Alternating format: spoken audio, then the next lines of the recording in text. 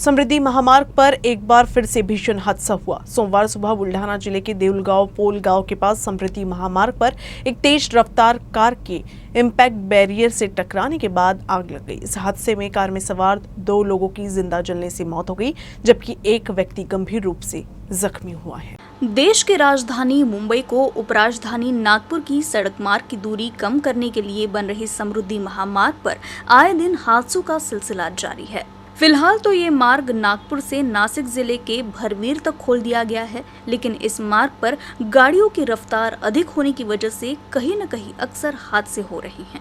सोमवार की सुबह ही बुल्ढाना जिले के देउलगांव पोल गांव के पास समृद्धि महामार्ग पर एक तेज रफ्तार कार भीषण हादसे का शिकार हुई।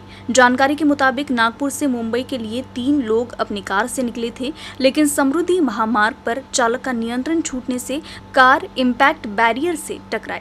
लेकिन ये टक्कर इतनी जबरदस्त थी कि टक्कर के बाद कार में आग लग गई, जिससे कार में सवार 2 लोगों की आग में जिंदा जलकर घटनास्थल पर ही मौत हो गई, जबकि एक व्यक्ति गंभीर रूप से घायल है। इस हादसे की जानकारी मिलने पर महामार्ग पुलिस राहत व मदद के लिए पहुंची, साथ ही दमकल की गाड़ी को भी बुलाया गया। कार की आग को बुझाने के बाद मृतकों का शव बाहर निकाला गया, लेकिन यह हादसा इतना भयानक था कि कार के साथ साथ दोनों मृतकों के शव भी जल गए हैं, जिससे उनकी पहचान कर पाना भी मुश्किल हो गया है। दोनों मृतकों का शव बीड़ के सरकारी अस्पताल में रखा गया है। संभवतः उनकी पहचान के लिए डीएनए टेस्ट भी करना पड़ सकता है। हादसा इतना भीषण था कि इस हादसे के बाद समृद्धि महामार्ग के मुंबई कॉरिडोर पर कुछ देर के लिए यातायात प्रभावित हो गया। हालांकि बाद में महामार्ग पर यातायात सामान्य कराया गया।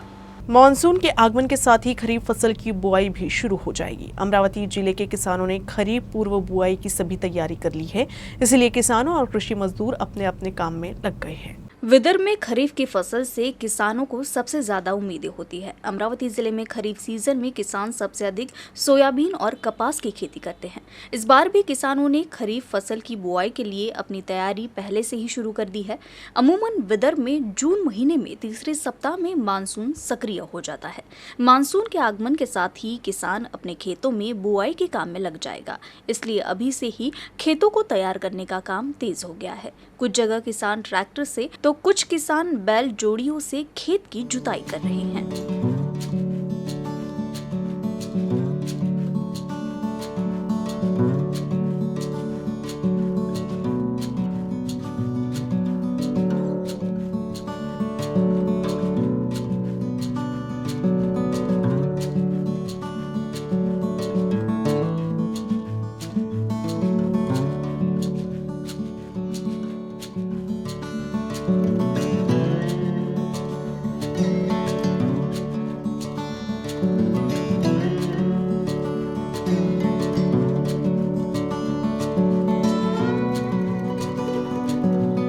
अमरावती शहर पुलिस विभाग के एक कर्मचारी जावेद अहमद जमील अहमद ने न्यूज़पेपर का उपयोग करके 15 बाय 15 की विशाल पतंग उड़ाई है।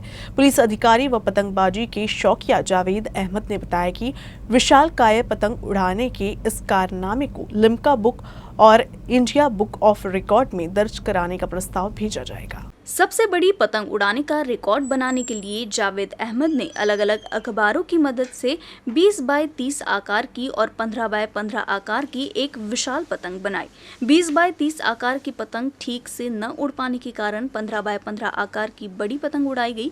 अमरावती के जोग स्टेडियम में आसमान में करीब आधे घंटे तक विशालकाय पतंग उड़ाई गई। इस दौरान पूर्व पुलिस उपायुक्त पीटी पाटिल, विधायक सुलभाताई खोड़के, यश खोड़के, डॉक्टर मतीन अहमद, इरफान अतहर अली, आकाश शिरभाटे, फैजान अहमद सहित अन्य गणमान्य व्यक्ति बड़ी संख्या में उपस्थित थे। इस मौके पर पुलिस आयुक्त नवीन चंद्र रेड्डी ने भी एक रस्सी पर 75 पतंग बांधकर उड़ाने का अनुभव लिया। एक पुलिसकर्मी और शौकिया पतंग उड़ाने वाले जावेद अहमद ने बताया कि 15 बाय 15 आकार की विशाल पतंग उड़ाने के इस प्रदर्शन को लिम्का बुक और इंडिया बुक ऑफ रिकॉर्ड में दर्ज करने का प्रस्ताव भेजा जाएगा। इस अवसर पर पुलिस उपायुक्त विक्रम साली, सागर पाटिल और विभिन्न गणमान्य व्यक्ति उपस्थित थे।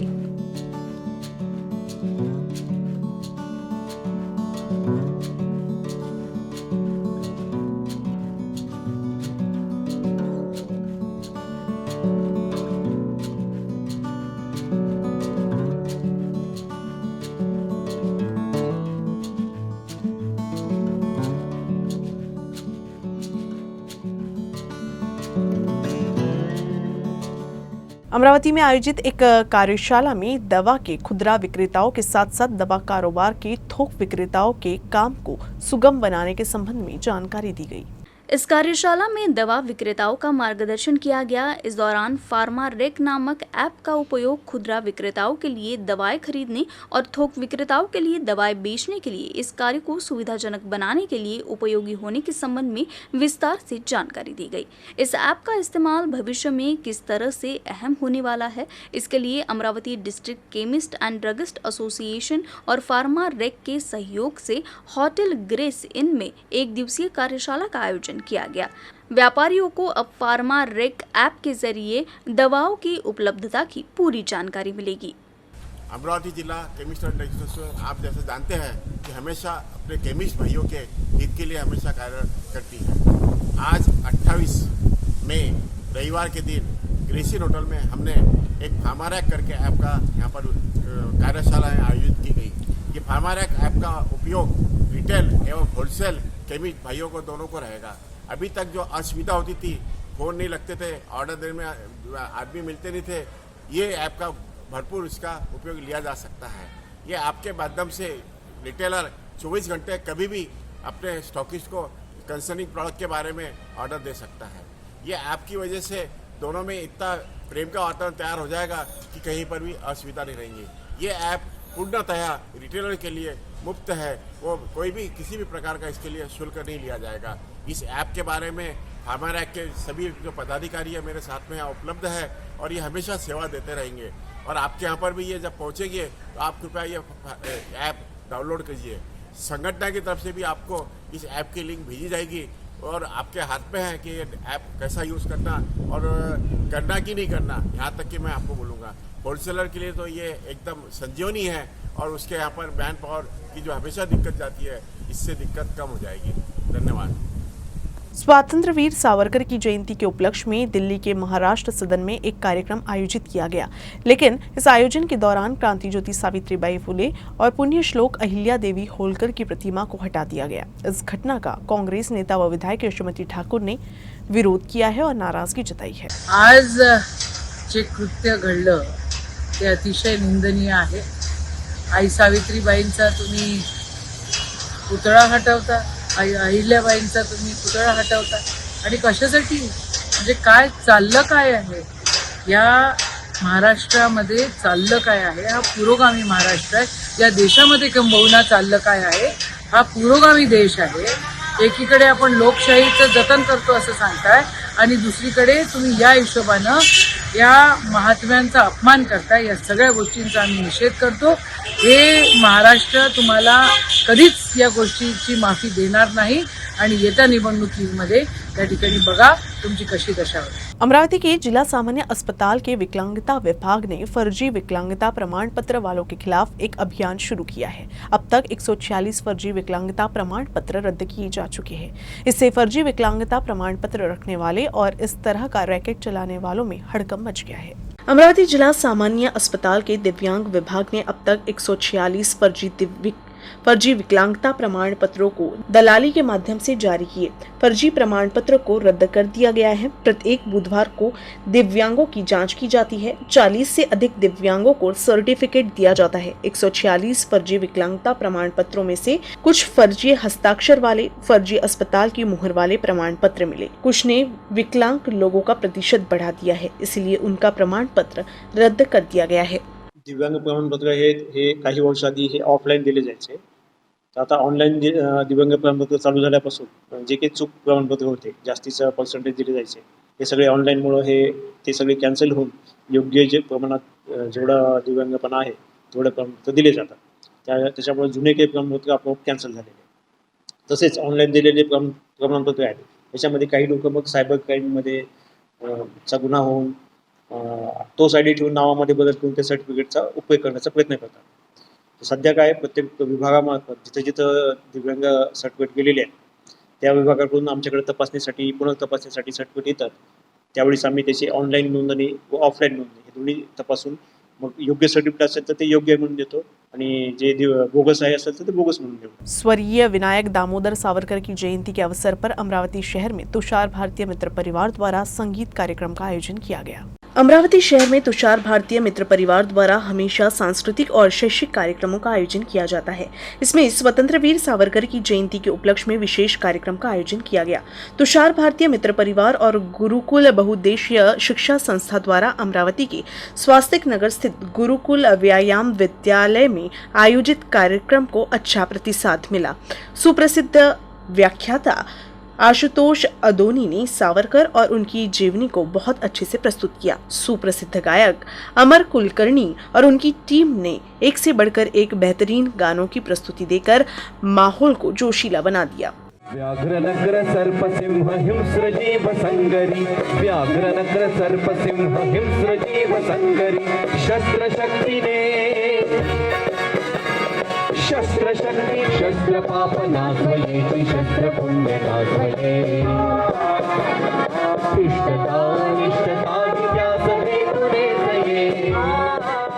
भाजपा नेता तुषार भारतीय ने कहा कि देश के लिए स्वतंत्रता सेनानियों द्वारा दिया गया योगदान अतुलनीय है और ये उन्हें श्रद्धांजलि देने और उनके बलिदान, समर्पण और जीवन इतिहास को आने वाली पीढ़ी तक पहुंचाने का एक छोटा सा प्रयास है। स्वतंत्रवीर विनायक दामोदर सावरकरांच्या गौरव दिनाच्या निमित्ताने आज आम्ही स्वतंत्रवीर नावाचा एक कार्यक्रमाचं आयोजन केलं आहे। त्या कार्यक्रमामध्ये प्रख्यात व्याख्याते आशुतोष अडोणीजी यांचं निवेदन आहे आणि अमर कुलकर्णी आणि त्याचा संच हे गायक आहेत। स्वतंत्रवीर सावरकरांनी जे पद्य लिहिले, जे गीत लिहिले आणि त्या गीताच्या आधारावर आशुतोषजी त्याचं समर्पक असं विवेचन करतात आहे। शेकडो लोक त्या कार्यक्रमाला उपस्थित आहे। सावरकरांचं आज पुण्यस्मरण करून त्यांच्याकडून प्रेरणा घेऊन सामाजिक, राजकीय आणि राष्ट्रीय कार्य आमच्या हातून हो, ही सावरकरांच्या चरणी आमची प्रार्थना आहे आणि आगामी काळामध्ये त्यांनी दिलेल्या वचनांवर चालण्याचा आम्ही सगळ्यांनी प्रयत्न करू, असा आजचा आमचा निश्चय आहे।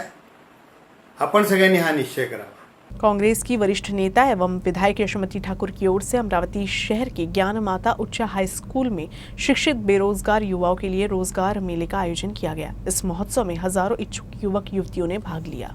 कांग्रेस नेता व विधायक यशोमती ठाकुर की ओर से अमरावती के ज्ञान माता हाई स्कूल में पढ़े लिखे बेरोजगार युवक युवतियों के लिए रोजगार मेले का आयोजन किया गया। इसमें जिले भर से 5000 से अधिक बेरोजगार युवक युवतियां इसमें मौजूद रही। जॉब फेयर में देश भर की 70 से अधिक नामी कंपनियां शामिल हुई।